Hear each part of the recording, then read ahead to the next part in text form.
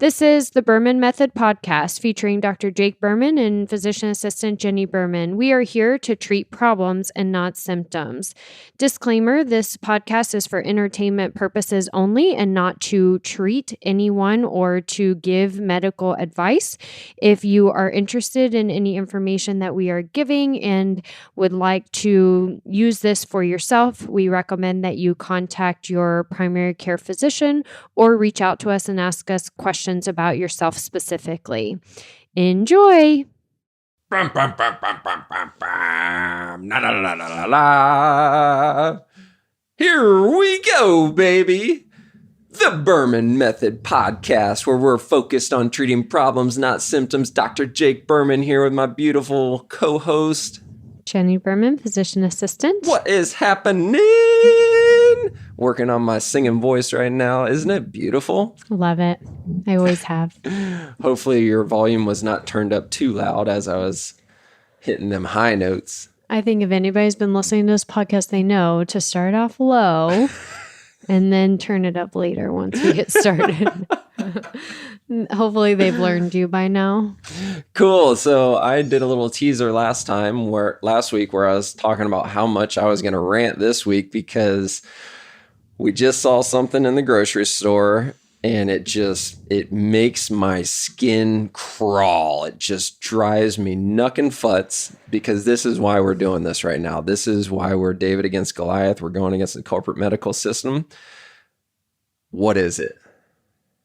I saw a sign when I went grocery shopping, actually a couple weeks ago, but I didn't bring it up to you till just recently, that flu shots are in and that it is time to get your flu shot. And I knew Jake would love that. Oh my gosh. Since we started dating, Jenni's been hardcore. You got to get your flu shot. You got to get your flu shot. And I am not hardcore getting flu shots. I just don't believe in it. It's as simple as that. I don't believe in it. Well, you did get the flu one year, and then after that, you got the flu shot for like 3 years in a row because you... No, you were in bed for 4 days, which was probably a little exaggerated, but he was. I was in bed for 2 days. Never wanted to go through that again. I was in bed for 2 days. And you were miserable. I was miserable. So in the next 2, maybe 3 years, you got your flu shot.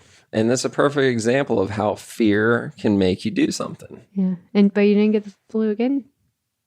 When's the last time I got the flu? That time. But you took your shot like 3 years, and then last year you didn't take it. How many years have I not taken it? I'm pretty sure last year was the first year you didn't take it, unless you were lying to me for the other years. Because you told me you got it. Okay, maybe I'm wrong. Yes, you are very, very wrong. You're very, very wrong. So anyways, one of the reasons why I wanted to talk about this is because Jenni and I are not in agreement on this particular topic. And I'm not saying anything about vaccines in general. I like vaccines. I think they're very important. However, not all vaccines are created equally.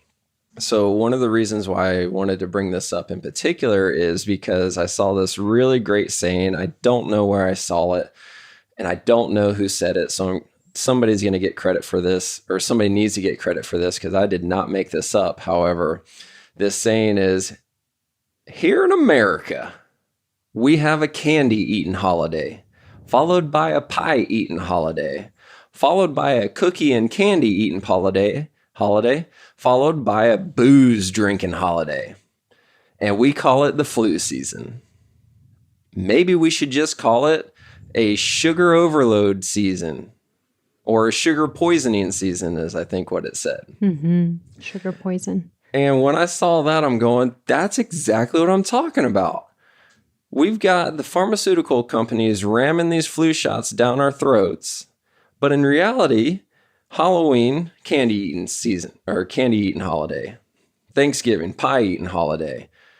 Christmas, cookie and candy eating holiday. New Year's Eve, booze drinking holiday. All of those things are just sugar, sugar, sugar, sugar, sugar, and more sugar. So we're poisoning our bodies. We're 60 episodes into this thing or something like that. And if you don't understand that Sugar is the worst possible drug poison that you could put into your body. By now, you should probably stop listening to this podcast. And then we all get sick and blame it on the flu. So let's just take a vaccine instead of addressing the freaking poison that we're putting into our bodies for a whole entire quarter of the year. October, November, December, for an entire quarter, we're poisoning ourselves with sugar. Breaking down the immune system. Breaking it down. But yeah, take the flu vaccine. That's going to keep you from getting the flu.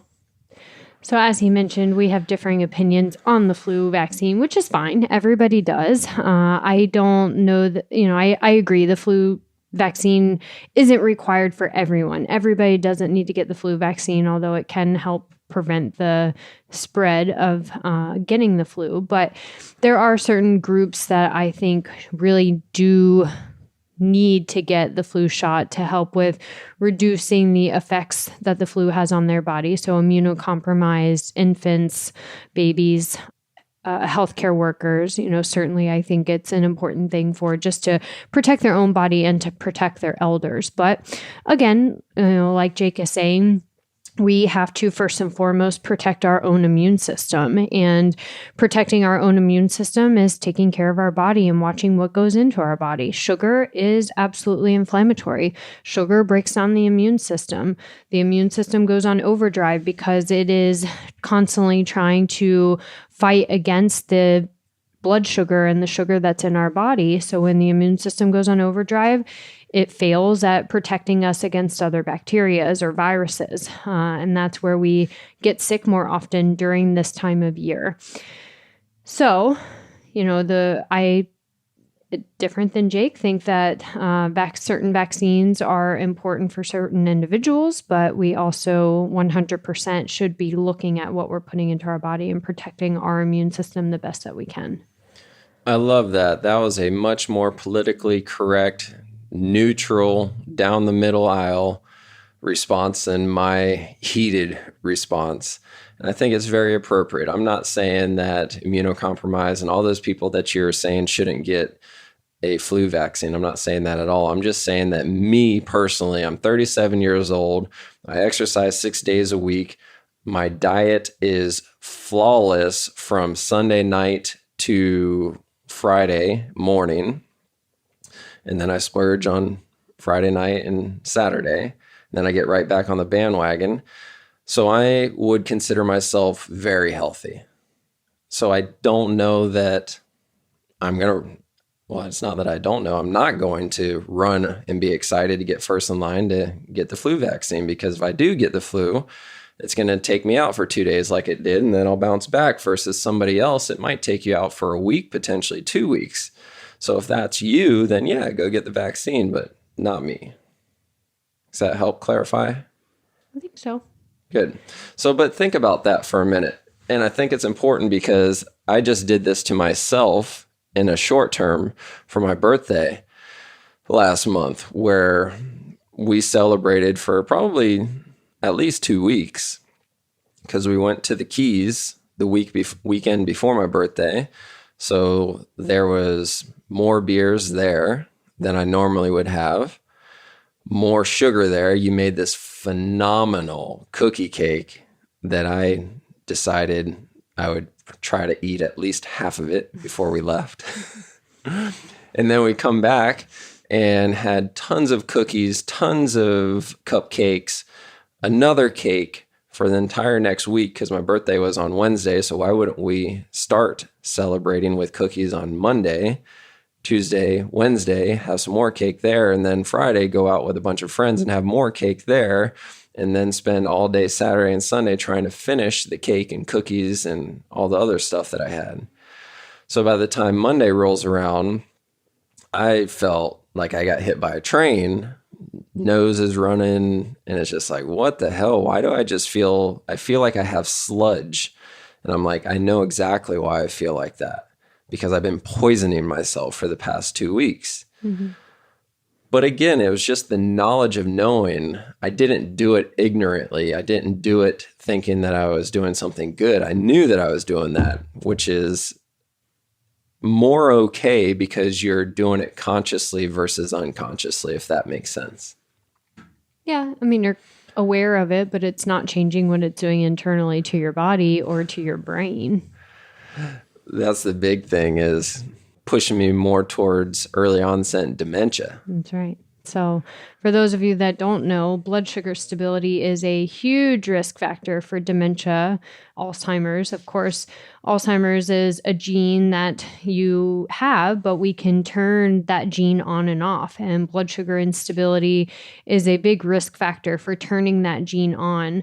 But same as dementia. Dementia is not really a gene. It's something that environmental impacts have on us. And sugar is one of those big risk factors for early onset dementia as well.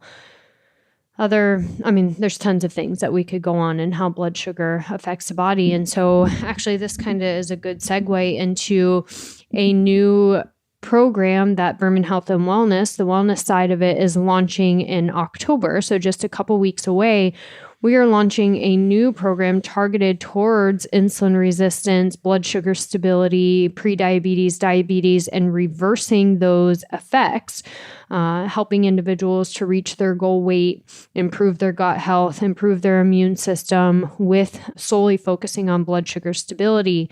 We are going to start using continuous glucose monitors on individuals who do join that specific program. A continuous glucose monitor is something that you wear. You wear it on your abdomen, or some people wear it on their arm, on their like lower back buttock area, but is a monitor that you wear 24 hours a day for 10 days that monitors your blood sugar consistently. So we're seeing the effects of blood sugar based on stress levels, anxiety while you're sleeping, depending on what foods you're eating, what you're drinking, what work does, what activity does to your blood sugar. It is monitoring your blood sugar 24 hours a day, so we can see how stable or unstable your blood sugar is, and we can actually see direct effects of certain things causing the blood sugar to go up. When I wore mine, the two biggest things that caused my blood sugar to spike and then to fall drastically, first thing was stress. So when I had a stress-induced episode, my blood sugar would spike up way higher than it would after I'd eat a meal. And the second thing was when I had a cross-contamination of dairy. I had dairy in my diet and my blood sugar spiked up about 50 points and then dropped 100 points. And so I actually hit a low on my blood sugar because of this dairy exposure that I had. And again, that's an immune response that my body had to the dairy that I consumed on accident. I was eating out at a restaurant, so it was kind of something that I didn't have full control over. So anyway, it's very interesting how certain things can cause the blood sugar to spike and fall for certain individuals. But that blood sugar instability impacts our metabolism, impacts our immune system, our sleep, our stress response in our body, our vitamin levels, our gut health. I mean, it just impacts our body head to toe, inside to out. So I'm really excited about this new program launching in October because it's going to give us objective data about what's going on internally in somebody's body and how can we address it, how can we fix it to help them reach their goal of weight loss, gut health, like I said, improving the immune system. I think it's great. I think it's one of those things where the numbers don't lie.